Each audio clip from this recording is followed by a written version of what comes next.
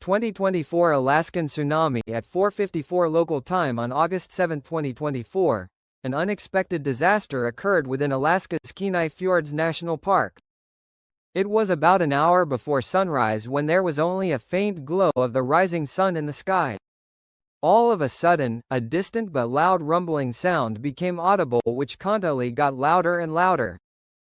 Seismic equipment soon picked of the sizable landslide which was occurring, involving an estimated 2 to 4.6 million cubic meters of unstable rock. Moving tsunami heights at a speed of 27 miles per hour or 43.6 kilometers per hour. It took 66 seconds for the fast-moving mass of material to reach the recently opened waters of the Upper Peterson Lagoon. Upon entering the water, the millions of tons of rock displaced it, generating a towering tsunami.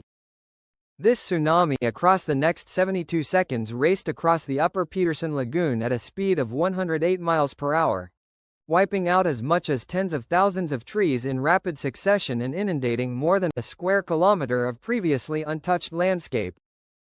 Wave heights reached up to 56 feet or 17 meters above the shoreline, but as the tsunami wave continued to spread out at a broad and flat area between the two lagoons, it quickly lost its impressive height.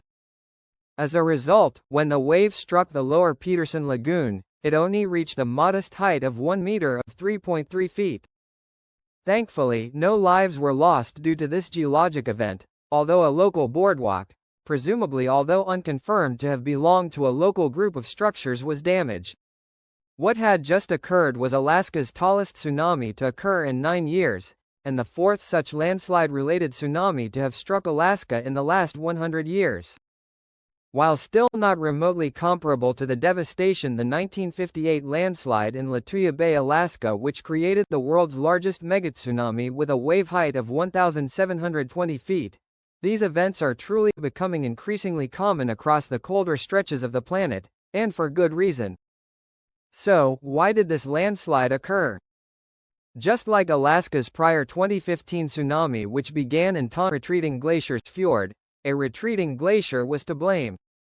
Since thorough record-keeping and mapping of this area began, the area's main glacier, known as Peterson Glacier, has been consistently retreating due to a global rise in temperatures since 1850. This has been occurring at an incredibly high rate, with the glacier having retreated an average of 260 feet a year since 1985.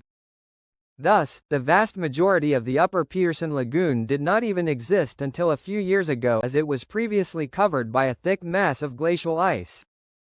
This glacier had, while it remained landslide caused at its full extent, held up a steep and inherently unstable section of cliff which prevented it from collapsing.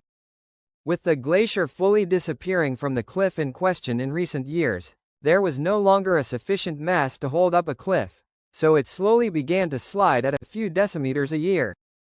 It simply took until 2024 for it to catastrophically collapse all at once. Similar events have recently occurred not only where glaciers have recently retreated, but also where permafrost has recently disappeared. This includes multiple other locations in Alaska, British Columbia in Canada, and multiple locations in Greenland. More events will continue to occur in similar environments during the next several decades, so I strongly recommend governments to carry out surveys which look for these potentially deadly landslides while they are still slowly moving before they catastrophically collapse.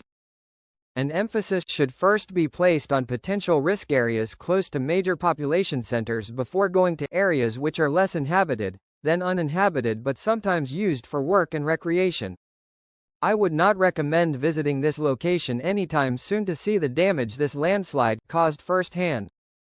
The same landslide scar, which measures 500 meters long, 300 meters wide, and up to 25 meters or 82 feet deep, is still quite unstable and may produce additional landslides in the near future. As a final note, I would like to thank this channel's patrons on Patreon and channel members on YouTube.